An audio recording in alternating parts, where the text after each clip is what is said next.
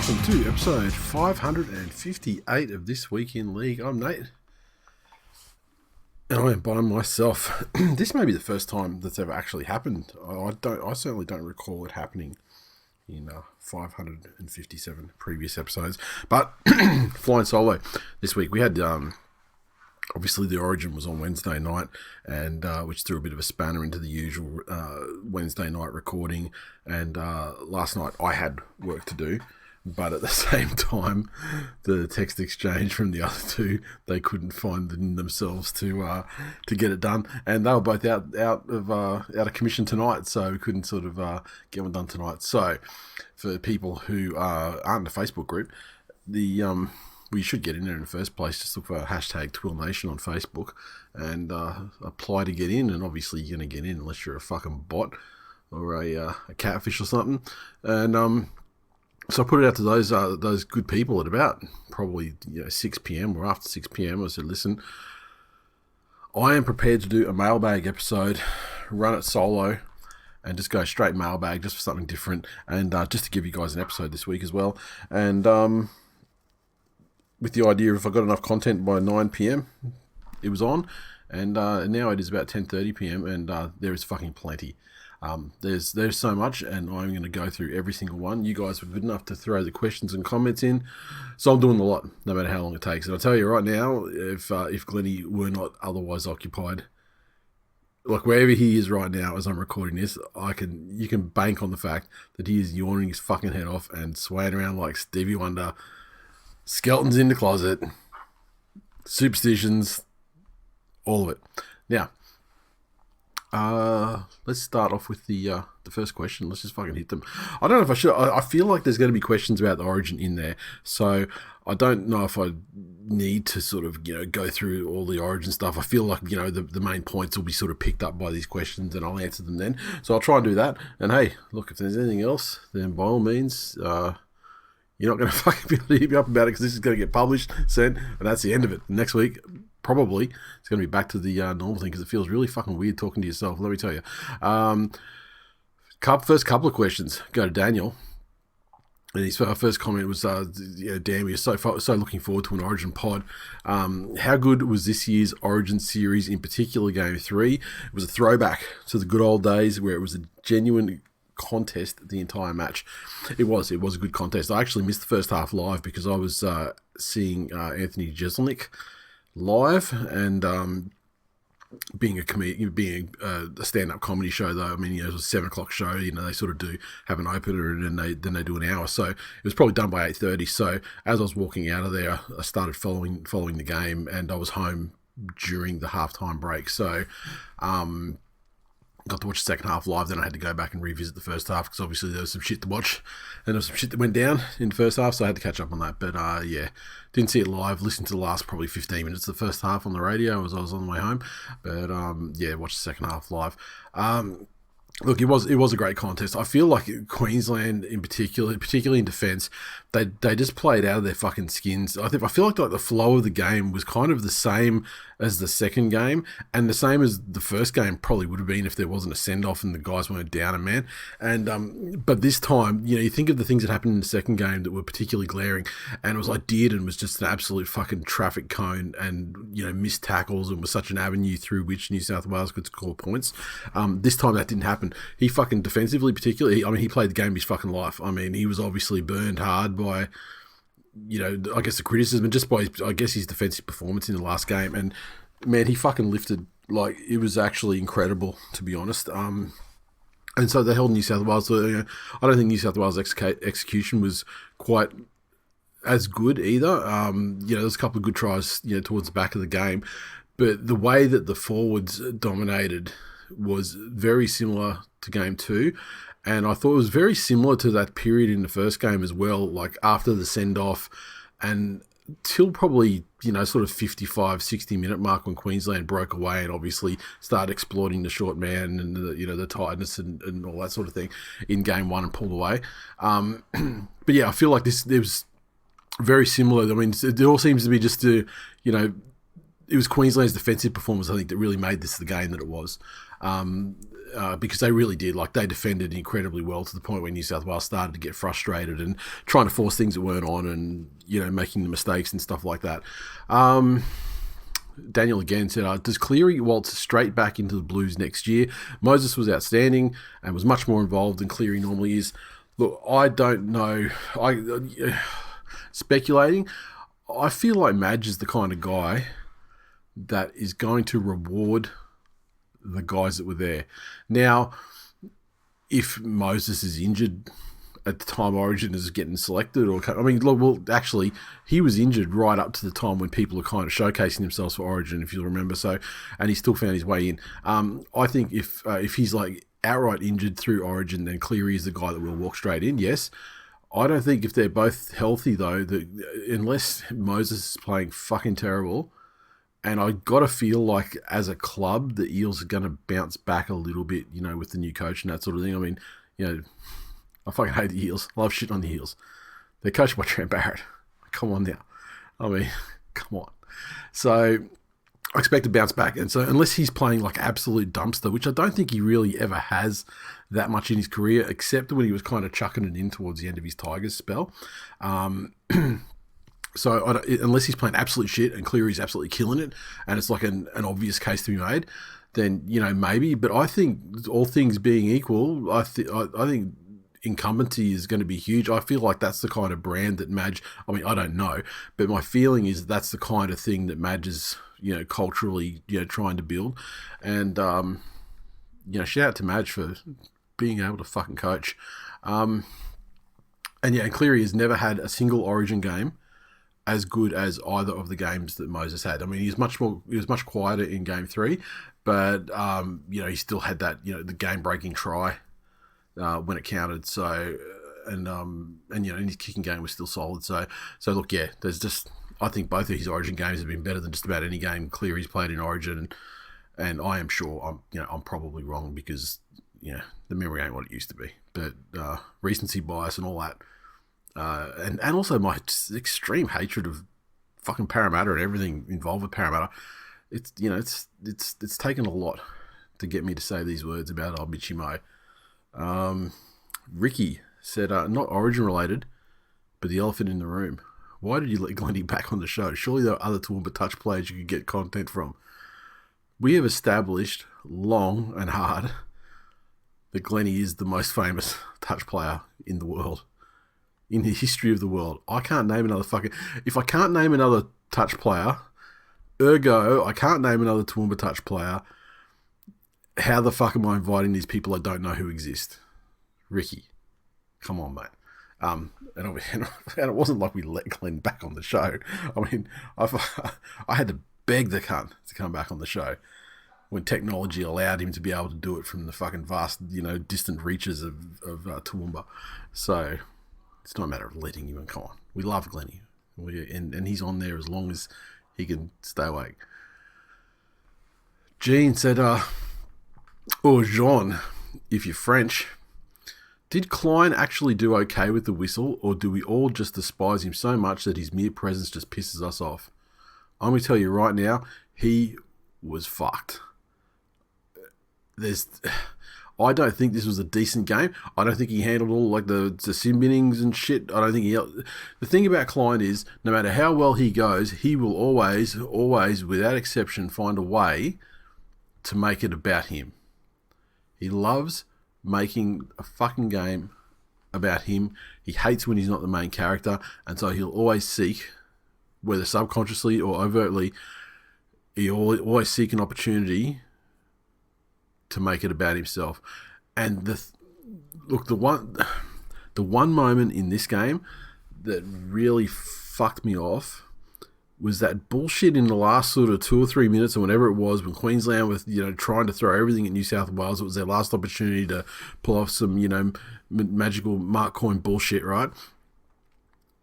The kick goes up and telling the bunker to adjudicate and check for fucking evidence of a penalty try from 40 metres out from the try line. Get the fuck out of here. It shouldn't have even been fucking pulled up in the first place, because you got to remember, this was a total momentum deflator. I mean, Queensland were coming back hard.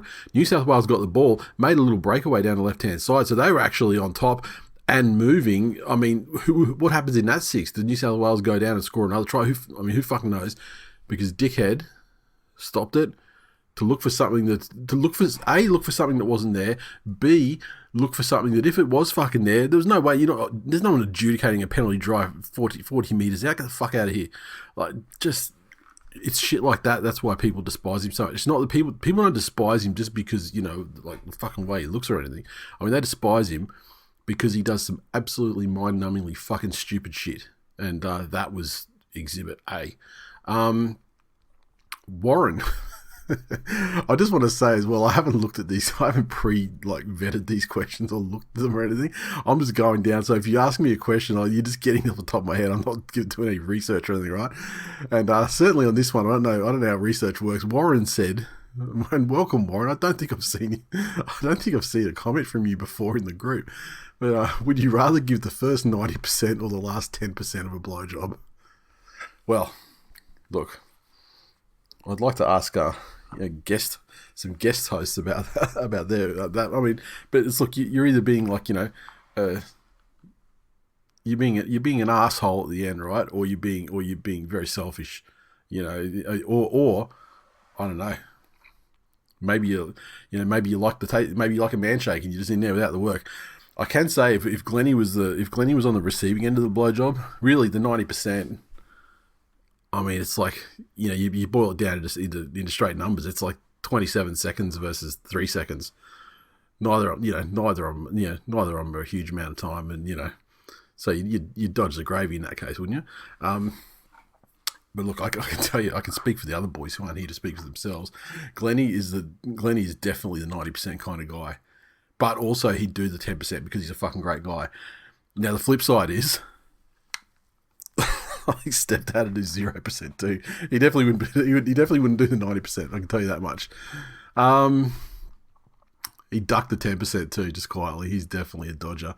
Lynn, thank you, Madge. That's it. Agree. Thank you, Madge. Isn't it amazing when you look back at his career as a coach, and he's had incredible results at the Rabbitohs, getting a premiership after being in the wilderness for so many years. Some incredible results with New Zealand in the internationals, and now he's come out and New South Wales have had a coach for the first time in a while. Not that we haven't won series, in recent history, but this one was absolutely a selected and coached victory. And there's still some weird fucking things. Like, I mean, he did some weird shit, which I'm sure people ask questions about, and hopefully I get to answer them. But look, it worked. They won. And without that send-off, I truly believe it would have been a whitewash. I think the first game would have been, somewhere in the middle. Not quite as bad as the second game, but sort of definitely I think a comfortable win without being a devastating win. And the second win, we saw what happened there. And the third win, the longer that game went, the more the margin looked like it was going to be for New South Wales to win. So I put that all down to Madge, really. I mean, on the selection table, he deselected some people that weren't up to it, and he said he did some crazy shit with his interchanges, but you can't fucking argue with the results, right? Graham said, even as a Manly fan, how badly did you want to see DCE's jaw broken on Wednesday? He offered Queensland nothing but trying to grub it up. Romy owned the long neck prick. Listen, as a Manly fan, I would never like to see DCE's jaw broken. As a New South Wales fan, I didn't want to see DCE's jaw broken. It was very clear what happened, much like Game 2, and for a large part of Game 1, was that Billy Slater, the flip side of Madge's selection table, select such a fucking weird side and such a poor side, and then with the selections he had, the interchange, he got, fucking, people talk about Jake Turbo's time on the field. Look at fucking Felice Kafusi he started with. He got nothing out of him, and he spent no time on the fucking field. He, ran fucking Carrigan into the ground for 80 minutes. The forward pack of Queensland gave them nothing all season, with the exception of the end of the first game when they were running downhill against a side that had been defending with 12 and 13 for fucking 75 minutes, right? So in the event that he didn't have, in the event that there was nothing happening from the forwards, so he had no time and space to do anything, because let's be clear, Dearden, Cobbo, Reece Walsh, No one fucking did anything in attack from Queensland. They couldn't. So I was actually impressed that he tried to grub it up and fire up his guys. And you know what? It actually fucking worked for a while there. The only time in the game when Queensland kind of felt like they were on top was that sort of, 15 minutes, 10, 15 minutes before halftime. And the same again on the other side. They were leading. They got back a lead and they were leading like 4-2 or whatever the fuck it was. I mean, it was a soccer lead, but they were leading. And it was the only time when they were actually felt like they were in the game positionally and physically. And sure enough, New South Wales did work their way back, on top as they should have, being the better pack. But it actually fucking worked for them for a little while. And it was the only successful part of the game for them, when they got that little boost with the 12-on-12 and then going on. So look, I hope he fucking does it to someone in the club games as well, as long as he doesn't get fucking broken jaw or sin bin or whatever. Shane said, is Angus the best back rower in the comp right now? I still like David Fafita, but I will tell you, Angus Crichton, since he came back from his fucking ayahuasca trip, has been phenomenal this year, and Origin was like the exclamation point on that. There'll probably be a question about, the player of the series, later on. But I'll say, he absolutely deserved it. I think he was by far and away the most impactful and best player across both sides in State of Origin. And I think he's had, one sort of off game for East, I think, after the contract or after the Fafita saga. But otherwise, he's been fucking amazing. So, yeah, he's definitely up there. Bales. What do you get on your Subway? And what do you think Glenjamin and Stepdad get? Okay, I can tell you Stepdad first. Whatever he gets on his Subway, he doesn't eat the bread. I'm not sure if he's still ketoing up anymore, but I'll never forget. There's been times when the boys have gone out for lunch, and I specifically remember a time we were having at some burger place, like Bowen Hills or somewhere near the exhibition grounds, near where, for people who went to the grand final, Queensland grand final function last year, it was like a couple blocks from there, a block from there. And we sat down, there's 4 or 5 of us sat down, and we all got burgers, right? Because this place was supposed to have good burgers. And everyone's burgers come out, and everyone's fucking, picks them up, honking, just starts chomping into the burgers, right? And then you see Stepdad, you look across, and he's fucking taking the top off, and he's sort of fucking sliding it all off underneath the other bit, and he puts the bread on the side, and then he's eating his burger with a knife and fork. That probably doesn't surprise anyone who's listening, but that's how it. So I imagine he would have his Subway in a bowl, or whatever the fuck they do for people who don't want to have, like a salad bowl or some bullshit. Glenjamin, okay, Glenny, what would he have on his Subway? I reckon he would not be unhappy if he wouldn't be unhappy to throw down one of those meatball subs, I reckon. I get Subway. I'll be honest, I don't have Subway a hell of a lot. I prefer to eat much more unhealthy than that. But if I was eating fresh, as they say in cell block 1, I usually go to pizza or the Italian BMT, and depending on how I'm feeling on the day, I may fucking double the meat up on that. Now, when it comes to the salad side of things, fuck lettuce. The lettuce at Subway tastes like sanitizer. I don't know if they wash it in the same bleach that they fucking wash the chopping boards down at night. Tastes like sanitizer. So I want to hit, the capsicum, olives. I want to hit the jalapenos. I want to hit fucking, what else? What else I got in there? Some onions. Fucking, I may go some spinach at times, but yeah, the one thing about Subway is never do the lettuce, and always get the cunt toasted, because just the bread by itself just tastes like fucking sanitizer as well. Or maybe that's just the Subways that I've happened to go to. Matthew. The last 3 teams to meet Panthers in the grand final have imploded. Who's next? Storms? Easts? The mighty Seabs Eagles? Who fucking knows? We'll find out. We'll find out soon enough. Things are starting to take shape. Won't be the Sharks. Watch that backfire on me. Because if it is the Sharks, watch them. Oh my God, you want to see an implosion. It's like fucking WTC 7 level implosion. James. Queensland matched New South Wales for intensity, but all that effort trying to shut down Angus Crichton and Liam Martin depleted the Maroons' energy, and they just couldn't stay with them. Does Queensland just not get Origin? Well, I think it's patently clear. Patently clear in the year of our Lord, 2024, Queensland absolutely does not get Origin. Not one bit. Imagine fucking losing a decider at home. Wouldn't be the Blues. Matthew again. Matthew's got a lot of questions in here, but I appreciate it because like that's what I need to fill the time. I mean, because I don't want to talk to myself. I want to talk to you, address something that you guys have said rather than like just trying to be like Bill Burr and just talk about fucking trying to play Led Zeppelin drums and my kids. Matthew, is Madge a high performance coach only? Has he moved into the ranks of coaches that can come in and take an almost ready team to a premiership? Does he stay with the Blues? Is he a good fit for the Storm when Bellamy retires? Okay, there's about 16 questions there. A high performance coach only? Not necessarily. He probably could take an almost ready team to a premiership. Probably. I mean, like you can't argue with the results he's had, sort of. But then even coming into like a ready-made team for a premiership, I mean, that's still a much longer coaching experience than it is for like a couple of weeks camp for internationals or Origin, that sort of shit. So I don't know about that. Does he stay with the Blues? Hope so. Fucking how many series did Fittler get? A fucking Space Cadet? I mean, Madge gets at least that many. And then we'll see what the fucking ledger looks like at the end of that. Is he a good fit at Storm when Bellamy retires? Yeah, I don't know. But I mean, like, I would also say that he doesn't have to take a team. He doesn't have to get a team that's, just ready for a premiership. I mean, like, the Rabbits weren't ready for a premiership when he got there. He fucking built that side, and obviously there was some astute, rusty work as well, getting the entire bloodline of the Burgesses over there and shit. But yeah, I mean, like, yeah, he sort of built that side. I mean, is he a high performance coach only? Well, look, I'm going to say yes in one respect. Look at the West Tigers. He didn't really do much with those guys, did he? So, I mean, there's a fucking low performance for you. And again, and again, like, I mean, like, they're still not in a fucking game.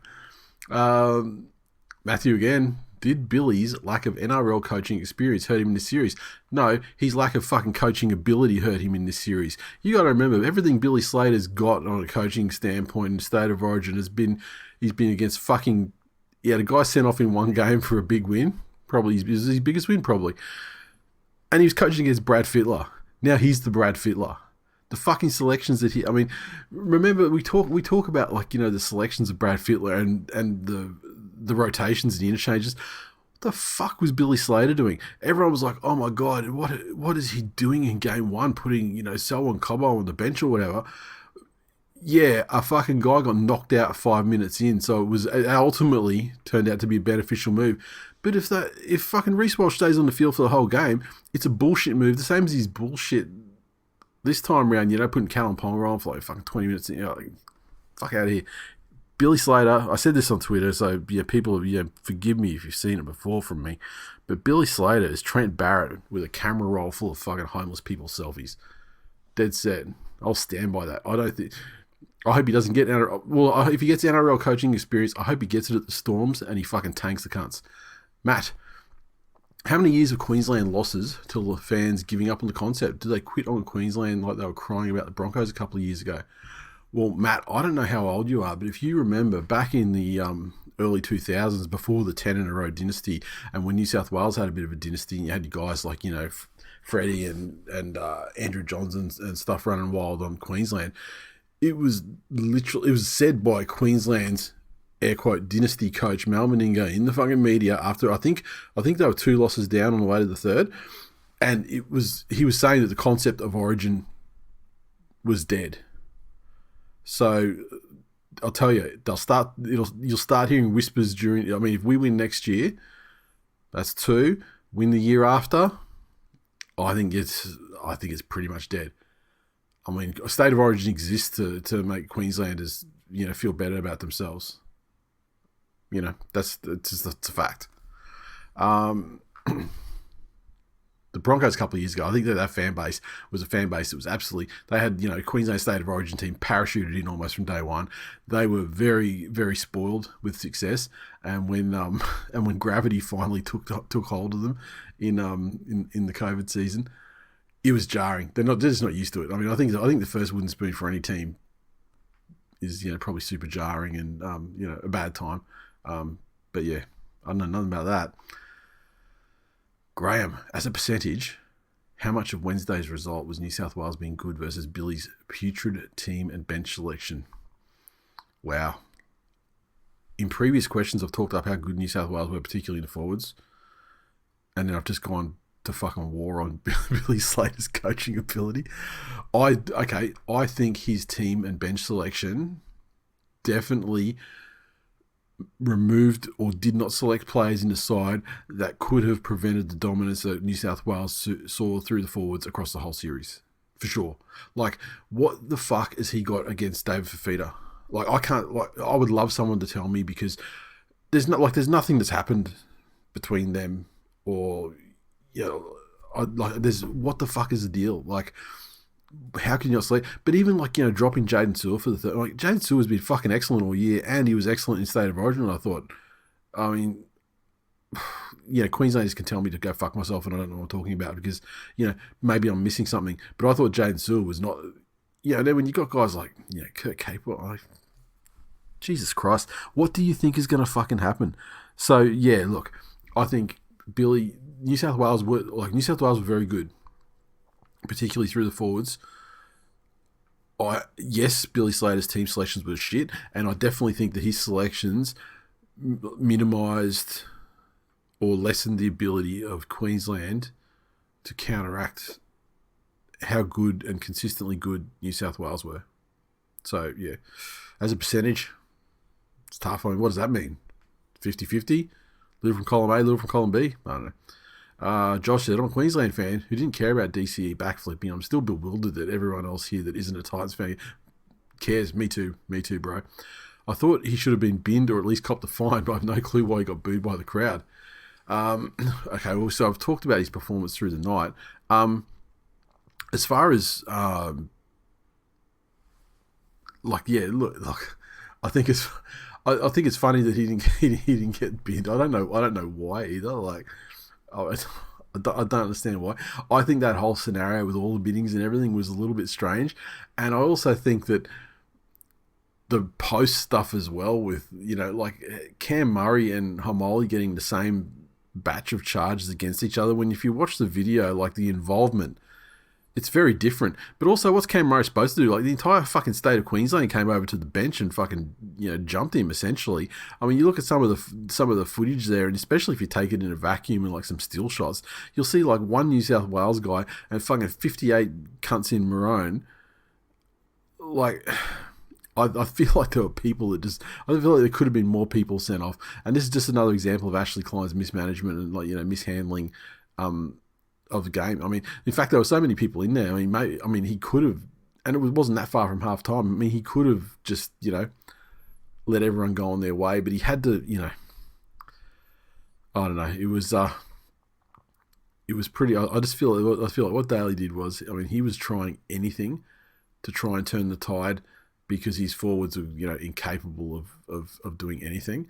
And look, and it did actually briefly work. When they're 12 on 12, that's when Queensland actually got on top, and or at least at the worst, even in the running of the game. But that were the only times they started digging. That was the only time in the game where they were digging themselves out of trouble in that sort of middle 20 minutes of the game inside halftime.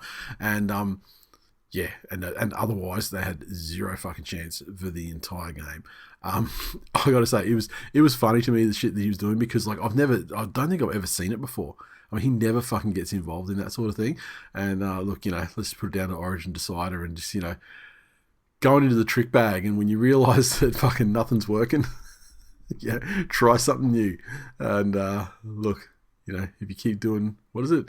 If you keep doing what you always do, you're going to get the results you always get. So he tried something different, and for a little while, it kind of worked. It worked a little bit. It certainly worked better than what they did for the rest of the game.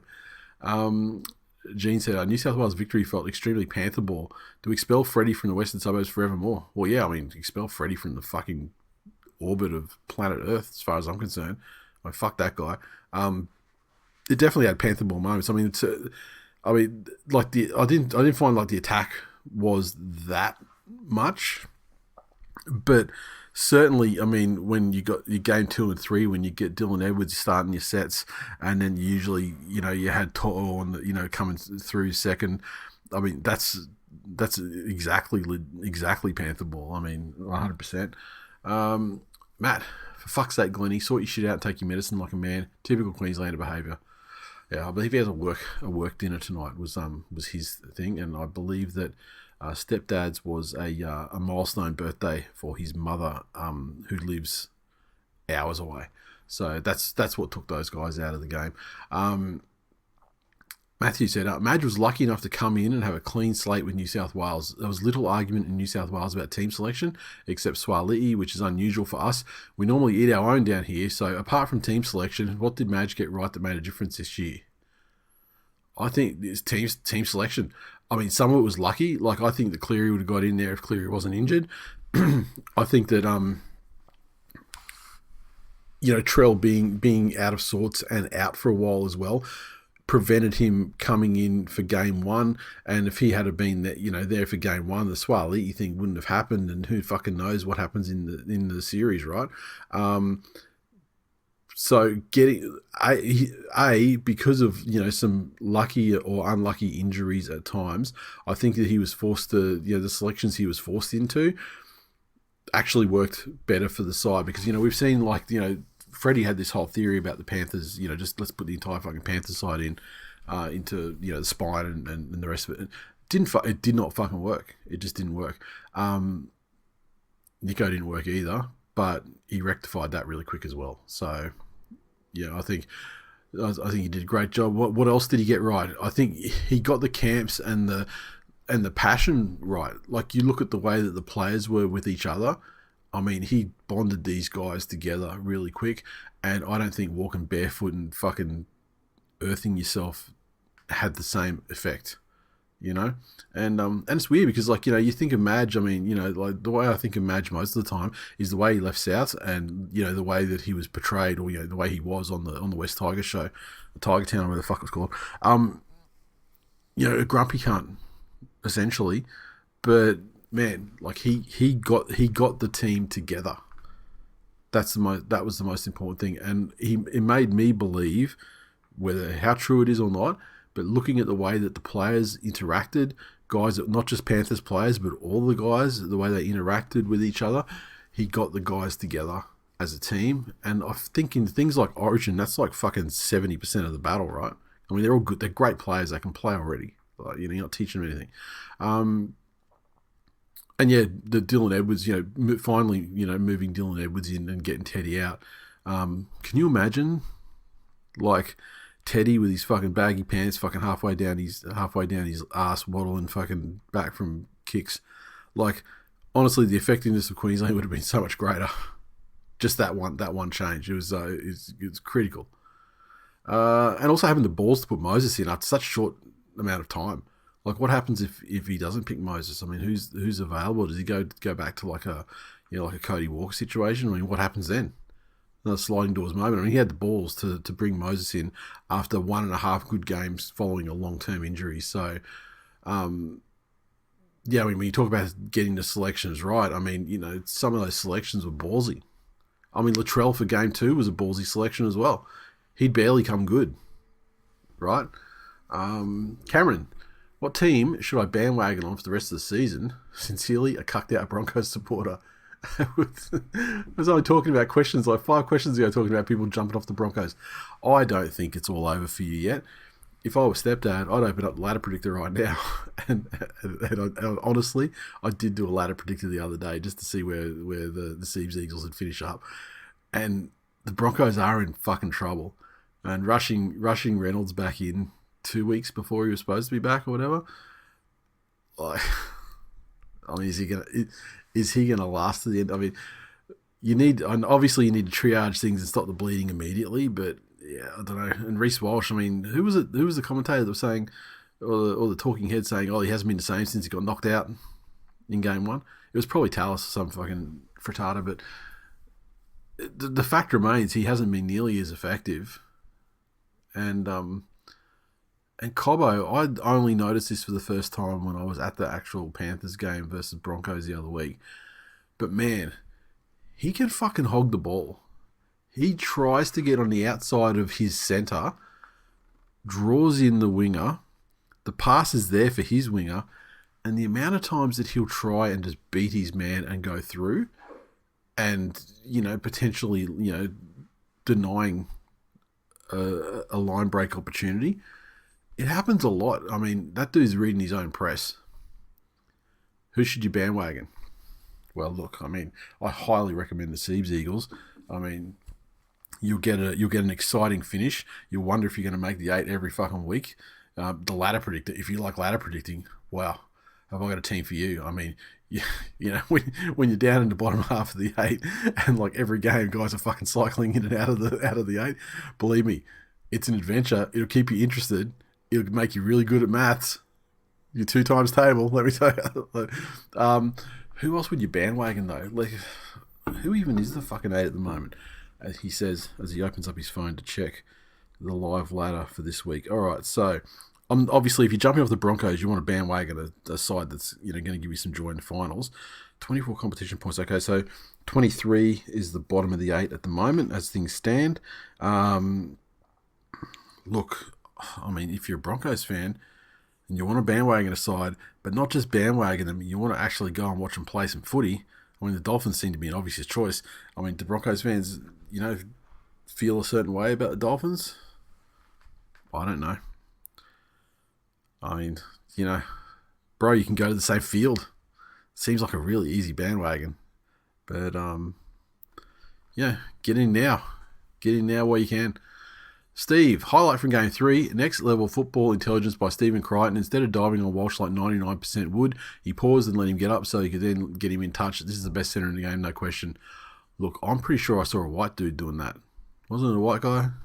Oh, and then later on we had Dean. Oh, and Dean has kindly provided footage where it was, it was Lomax that did that. And yeah, that was, I actually, watching it live, I thought it was Moses, and I was, and like how loath I am to give any credit to Mitchie, but I was like, wow, that was actually fucking fantastic. So I agree. I mean, wrong guy, but yeah, but also look, at the same time, I'm not going to shit on Crichton either. I think he is probably the best centre in the game at the moment. His form has been incredible. I think he's the difference. Canterbury have been buying guys up for a couple of years now, trying to buy, Panthers guys and, whatever star guys to, try and turn this team around. He's the guy that's actually, I think, the catalyst behind it starting to finally take. So, yeah, I think he's fantastic. And, yeah. And, like, almost like a man of the series level guy for New South Wales as well. I mean, I think Angus was, like, by himself on, like, his S tier, but Crichton's, next one down. Carsten, is Glenn working in the cybersecurity industry now? Talking about the mass outages that we've seen today. Can I tell you, today, I don't even know when these outages started, because using a Mac, nothing happened to me in terms of my workday, and as far as the entertainment, I had YouTube on with a live stream of the sumo, because at the moment we're in the July tournament for the sumo, the summer tournament, and so I've got sumo running on my second monitor from 10:30 a.m.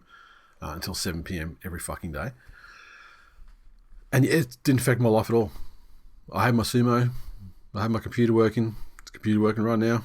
I mean, unless I go to upload this and the fucking host is down, it's zero effect. So anyway, back to Carsten. Is Glenn working the cybersecurity industry now? And Matthew came back with it. Before I could say anything, Matthew's reply, yes. MI Microsoft updates. That is probably the best thing I've seen in this entire chain. Dean, was Origin 3 so good that it actually took away the home ground advantage because the fans were just enjoying the game instead of acting like caged animals? Well, Dean, I don't know where you're located. Actually, I'll just hover over your name. And from New South Wales, good bloke. Lives in Queensland, like me. I don't know if you're a Broncos supporter and how many you've been to, but they're generally a fucking quiet crowd, man. They're not caged animals. The caged animal days were back when it was Lang Park and there was an outer and it was just like all like concrete steps and grass and shit on the ends. They were the animal days. Normally they're like a Japanese crowd watching fights. They're like quiet, and they don't really make any noise unless it's to boo an injured player on the opposition side. And this time, obviously, the home ground advantage only lasted sort of 70 minutes because they were all fucking leaving by then. So, yeah, I'm not gonna. I think New South Wales. Yeah, I think it was just a good game because Queensland obviously had to lift for their home crowd. They played not well, but they played tough and they defended like demons for the majority of the game. And you got to remember they led for large portion. I mean, it was 2-0 for a bit, and then it was 2-2, and they were leading 4-2 for a while. It was only sort of the last 20 minutes, despite what anyone wants to say about how anyone played in the Queensland side. I mean, they only pulled away at the death. So, sort of the last 15 minutes or last 20 minutes. So, yeah, look, I just think Queensland lifted because they were smarting from the result and the magnitude of the result in Game 2. It was a decider that also obviously boosts everyone up. Both sides pumped up for the decider. So, yeah, I don't think the crowd had jack shit to do with it. I think the crowd influences the referee more, right? And the thing that the crowd didn't realise is it was Ashley Klein. Ashley Klein will do what is best for fucking Ashley Klein. He doesn't care. He's not fucking grasshopper. Peter, was Luai robbed of man of the series? I'd have him and Moses ahead of Angus. No, Angus is S tier.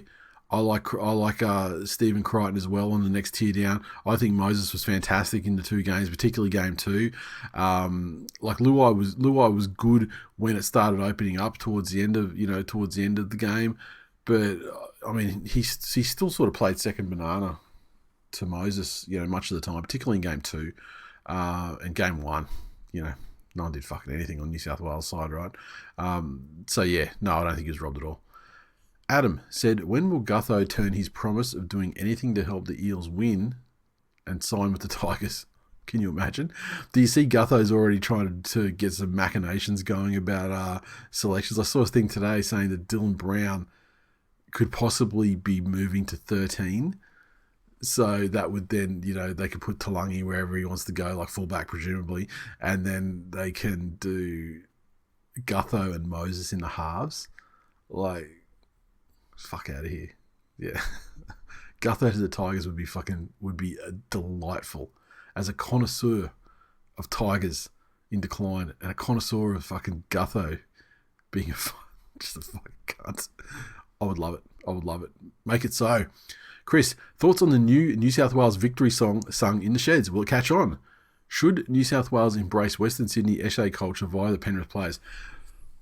Okay, so I hadn't heard the song. Saw this question, queued it up to listen to it. Is it a Penrith thing? It's better than the Penrith song. That stupid Ready shit, is fucked. That's like 0.5 of a fucking notch up the pole from the Ya Ya Yippee one that Queensland carry on with, right? So my thoughts on it. I like the fact there's swearing in it. I think it's great. And probably 30 minutes ago was the first time I actually heard it, because usually I'm watching games with volume off, but or turning it off before it gets to that stage. So I can't even remember what it was. It was like sounded like they shit, like shitting in their mouth. Yeah, no, I was surprised. It wasn't what I expected it to be. I was pleasantly surprised, and look, the boys, they seem to fucking love it. Like that, it was easy lyrics, and it's fun to see. It's fun to sing. So you're talking a lot of shit in your mouth, and fuck you Queensland. Like, I loved that spirit. Maybe that song was the galvanizing song. Maybe that was the secret sauce. Throw Magic Grammy. Well, who made that song? What's the story of the song? Someone tell me so I don't have to look it up, because I do not fucking have a clue. I mean, was it penned by Jerome Luai? Was it the fucking song that Brian Toto walked down the aisle to? I don't fucking know. Liam, do you think Billy Slater has been found out as a coach and now his opposite number isn't the Grandpa Simpson of coaches? Also, with the talk of the Roosters signing Chad to cover for Walker next Origin series, is that being a tad presumptuous, given he first needs DCE to retire and also needs to leapfrog Dearden if he wishes to partner Munster? I saw people talking about who the halves are going to be next year, and they were talking about someone else as well, and I cannot for the fucking life of me remember who it was, but I remember thinking, hang on a minute, Dearden's there. Like, I hope that Daly retires. I want him to fucking focus on clubland. He's not getting any younger. I mean, his performances have not dropped one iota. I mean, he's still fucking great, but I wish that he would retire from rep football and dedicate his time selfishly to Manly. In which case, then you would presume that the next man up is going to be Walker, right? I don't know why the Roosters signed Chad. I have no fucking idea. When I saw that signing, I fucking laughed. Obviously, he's prepared to play Reggie's the entire time, but the way Sam Walker's been playing this year, the fact that Cooper Cronk has probably got a relationship with the Roosters as well, and he's giving him points. What the fuck is he going to learn of Chad Townsend other than miss fucking field goals from point blank range?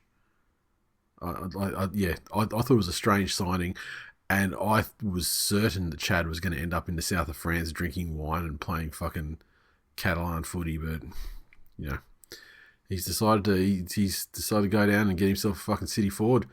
And yeah, Billy Slater, you know what I feel. You know how I feel about Billy Slater's coaching. And he said, also, is Glennie not available because as a typical MI worker, he's busy trying to fit his Dodge Ram, ski boat, fishing boat, motocross bike, road bike, wife's 300 series, jet ski, second fishing boat, Malu ute, racing go-kart and racing quad bike in the shed. It's fucking hilarious that you say that. My brother-in-law, my wife's sister's husband,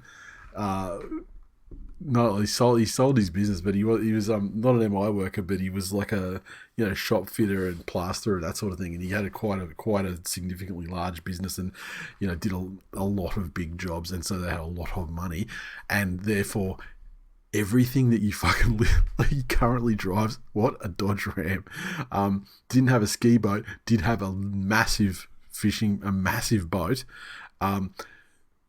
Not sure. I know he does have motocross bikes because my son went riding with his cousins with them. He doesn't have a road bike. They've got a 300 series, but it's not his wife. They had 2 jet skis. They didn't have a second fishing boat. They didn't have a ute, but they do have like those. What are those like Polaris? Those little sort of like racing quad bike things. And to this day, they go out the back to like fucking St. George in the bush in Queensland, and they're in like a racing league. Like it's a competition, and like week or not week on week, but there's events every couple of weeks or whatever, and they go out there and they're competing, and there's like there's an overall table, and it's a competition, right? And they're tuning their little fucking racing, yeah.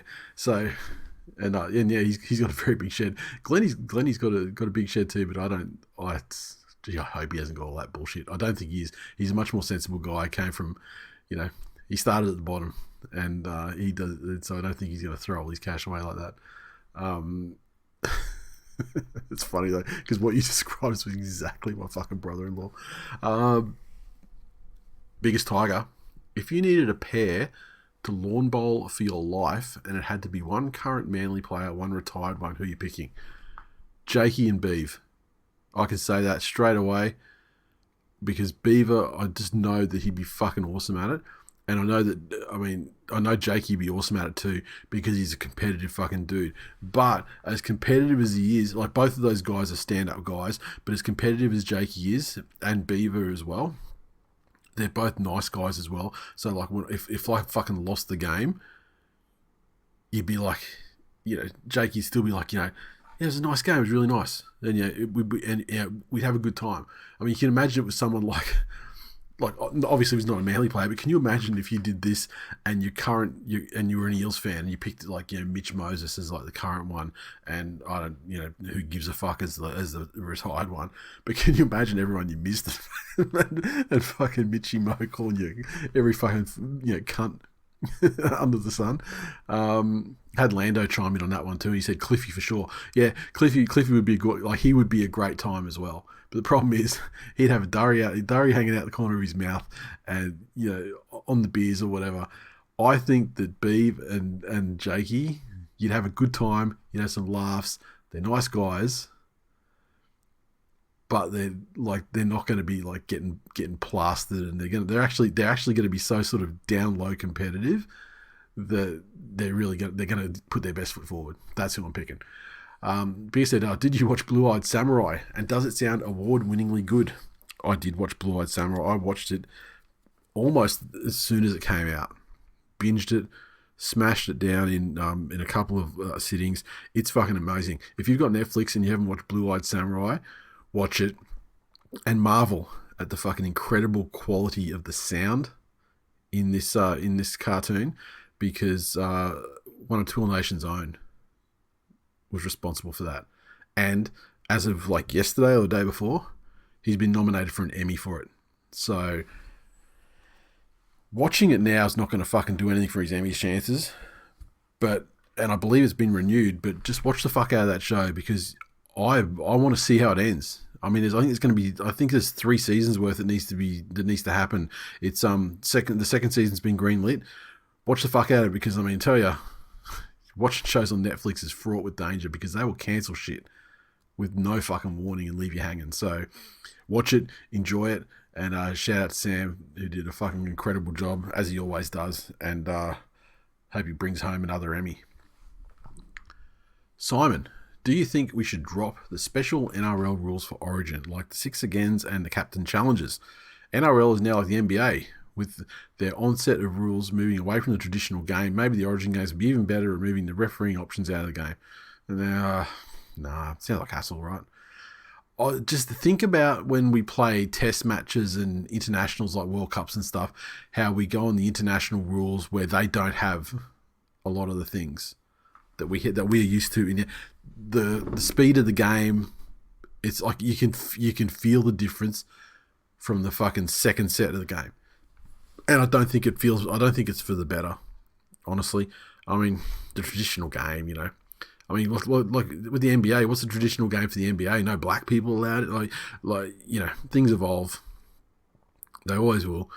While I have my problems with 6 agains, and most of my problem is just the fact that there's an extreme lack of oversight on the 6 agains. So you go through a game, your team gets punished with a lot of 6 agains. The other team scores tries, you lose the game.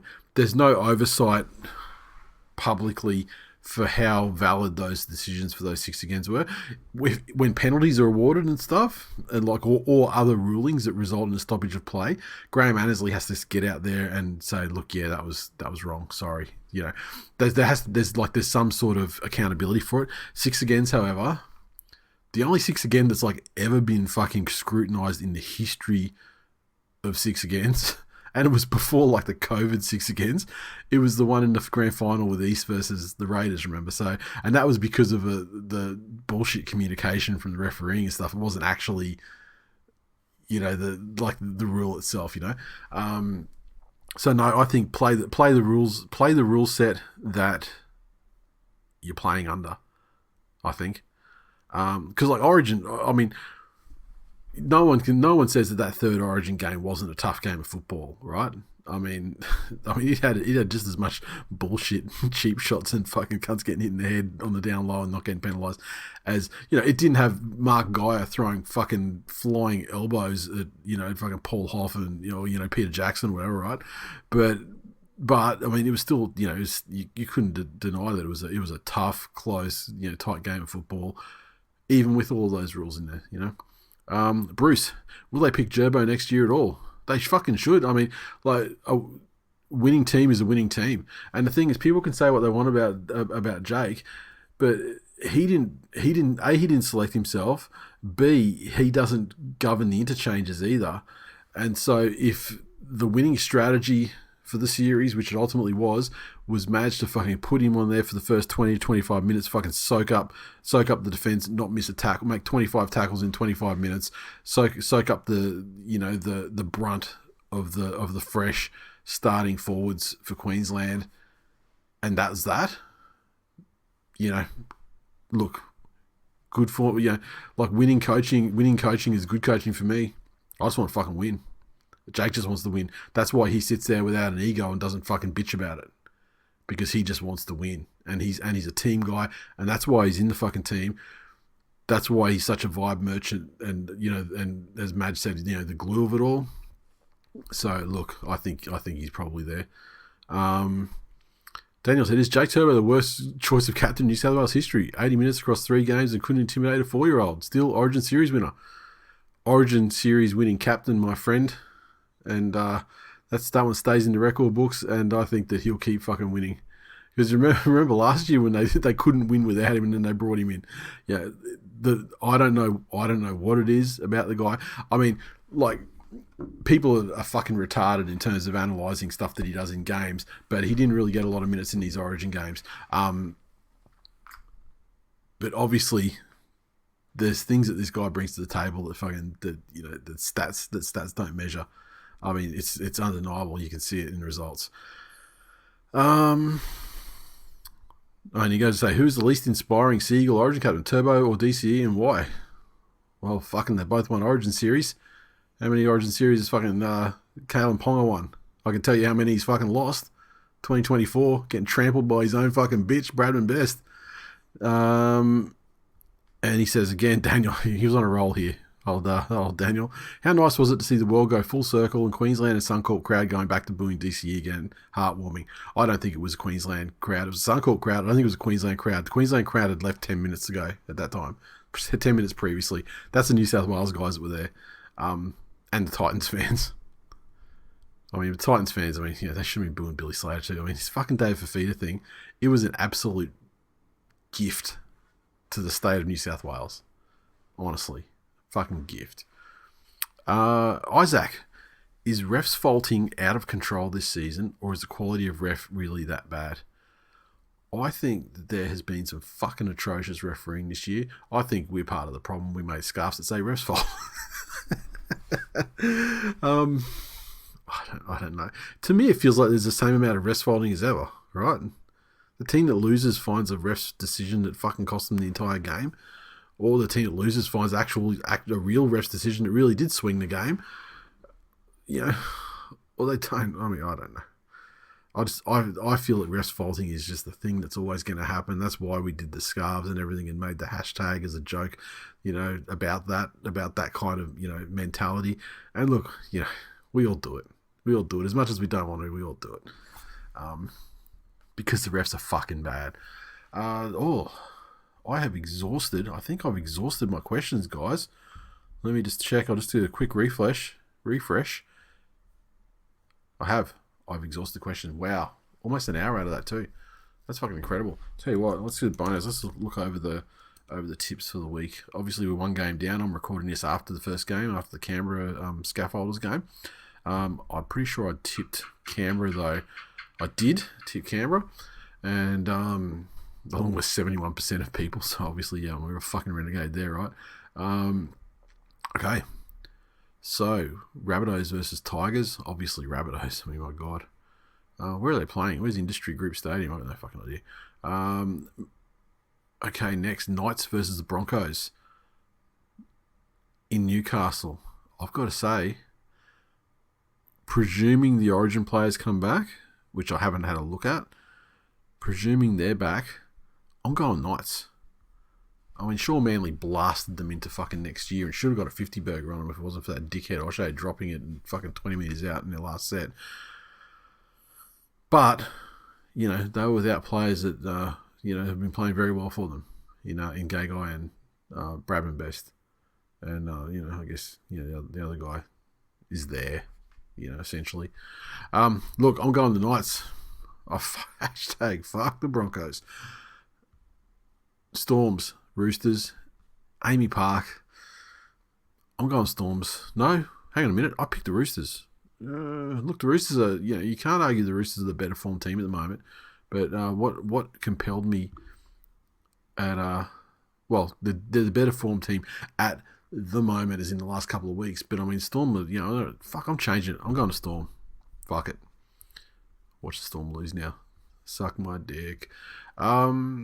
Panthers taking on the Dolphins at Bluebet, where the Panthers never fucking lose. So, yeah, Panthers, short favourites. Nathan Cleary's coming back for that game, right? Panthers by fucking plenty. Seabs, Eagles taking on Titans in front of another sellout at Brookie. They can't stop selling out Brookie. It's incredible. And, look, this is a danger game. Titans games are always fucked for us, win or lose. Brookvale, the Titans go pretty well. I mean, another Des revenge game. I mean, it was a close game last time in the rain. Presumably the weather's going to be good this time. But Brookie is a different, with the amount of sellouts they had this year, Brookie is a different thing. Absolutely. And it's back to that advantage that it was. And, I expect Manly to do it comfortably. And finally, the Cowboys take on the Bulldogs up there at the abattoir in North Queensland. Cowboys were one of the form teams on the comp before they came across the fucking juggernaut Sieves Eagles. And I mean, that was only a goal point, 1 point loss. I mean, before that, they'd won 5 of 6. They were starting to get back to, the Cowboys that we'd like to think. I mean, certainly their attack was getting back there. It's their attack against the Bulldogs' defence, right? No. I'm going to say Cowboys at home without any confidence. And Dragons, Eels, and Sharks. And I just want to say a big shout out, all the credit in the world to Mitchell Moses, who has been injured all year, to help the Eels plummet into a real Spooner-Palooza position down the bottom of the table. Comes on the State of Origin, plays incredibly well, and helps the state win the trophy. And then with 3 minutes to go, leaves the field with a fucked bicep, and he's out for the season, right?